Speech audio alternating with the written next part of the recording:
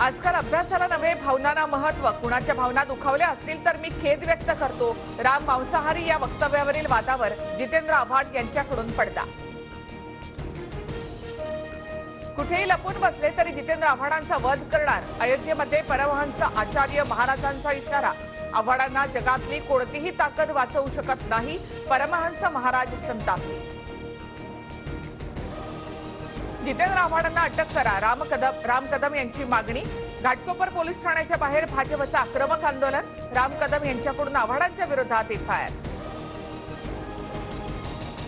शरद पवारांसमोर आव्हाड बोलतात याचा अर्थ ती शरद पवार यांची भूमिका. संजय शिरसाट यांचा आरोप. जितेंद्र आव्हाडांच्या विरोधामध्ये अजित पवार गट, भाजप शिंदे गट आक्रमक. पुण्यासह नाशिक, संभाजीनगरमध्ये आव्हाडांच्या विरोधात आक्रमक निदर्शनं. जितेंद्र आव्हाड यांच्यावर प्रतिक्रिया देण्यासाठी महाविकास आघाडीतील 3 नेत्यांचा नकार.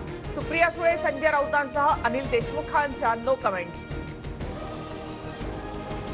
राज्यातील महत्त्वाचे विषय सोडून देव धर्मावर बोलणं सोडलं पाहिजे. रोहित पवारांचा आव्हाडांना सल्ला. तर रोहित पवार अजून लहान, अबुधाबीत बसून बोलणं सोपं. आव्हाडांकडून रोहित पवारांचाही समाचार. आव्हाडांच्या वक्तव्याचं समर्थन नाही. श्रीरामाविषयी बोलताना सांभाळून बोलावं. ठाकरे गटाच्या अंबादास दानवे यांची प्रतिक्रिया. ठाकरे गटाच्या उपनेत्या सुषमा अंधारे यांच्या विरोधात गुन्हा. हिंदू धर्मीयांच्या भावना दुखावल्याचा आरोप. मालेगावमधील अमन परदेशींच्या तक्रारीनंतर गुन्हा. 15 वर्ष खुर्च्या भोगल्यावर आम्ही पक्ष सोडून जाणाऱ्यांमधले नाही. भाजपच्या गिरीश महाजनांचं भुवया उंचावणारं विधान. पक्षानं दिलेली जबाबदारी पार पाडणार असल्याचा देखील दावा. महाविकास आघाडीचं सरकार आल्यानंतर सर्वप्रथम शेतकऱ्यांची सरसकट कर्जमाफी करणार हा माझा शब्द. शिर्डीमधील शिबिरातून सुप्रिया सुळेंचं आवाहन. संघर्षाच्या वेळी स्वार्थासाठी मान खाली घालून गेले. पित्याला वनवासामध्ये पाठवणाऱ्याला राम कसा पावणार. अमोल कोल्हेंचा अजित पवारांसह शिंदे गटावर हल्लाबोल. मुख्यमंत्र्यांसोबतची बैठक निष्फळ. मुंबईच्या आझाद मैदानावर अंगणवाडी सेविकांचं आंदोलन सुरूच. मागण्या मान्य होईपर्यंत आंदोलनाचा पवित्रा. 2005 पर्यंतच्या जाहिरातीनुसार रुजू झालेल्या कर्मचाऱ्यांना जुन्या पेन्शन योजनेचा लाभ मिळणार. राज्य मंत्रिमंडळ बैठकीमध्ये निर्णय.